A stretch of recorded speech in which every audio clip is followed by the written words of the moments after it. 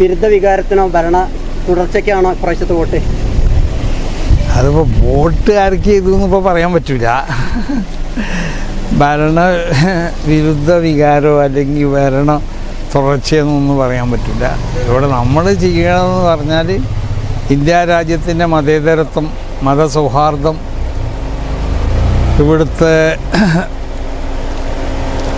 എല്ലാ ജനങ്ങളുടെയും സുഭിക്ഷമായ ആവശ്യമാവുന്ന പ്രവർത്തനങ്ങൾക്ക് നേതൃത്വം നൽകുക, എല്ലാ നിലക്കും പിന്നോക്കം നിൽക്കുന്നവരെ മുന്നോട്ട് കൊണ്ടുവരിക, പിന്നെ സാമ്പത്തികമായും വിദ്യാഭ്യാസപരമായും ഒക്കെ ഈ ഇവിടുത്തെ ജനങ്ങൾക്ക് എല്ലാ നിലക്കുള്ള ഗുണങ്ങൾ ചെയ്യണവർ, അതുപോലെ ഈ രാജ്യത്തിൻ്റെ മതസൗഹാർദ്ദവും മതസ്നേഹമൊക്കെ സംരക്ഷിക്കുക, ഇന്ത്യ രാജ്യത്തിൻ്റെ പാരമ്പര്യം സംരക്ഷിക്കപ്പെടുക, ആ നിലക്കുള്ള ആളുകൾ ആരാണോ അവർ ജയിക്കണം, അവർ ഭരണത്തിൽ വരണം, അധികാരത്തിൽ വരണം എന്നാണ് നമ്മളെ പ്രത്യാശ. അങ്ങനത്തെവർക്കായിരിക്കാം നിലക്കുള്ള ഉദ്ദേശിക്കുന്ന ആളുകൾ വോട്ട് ചെയ്യണത്.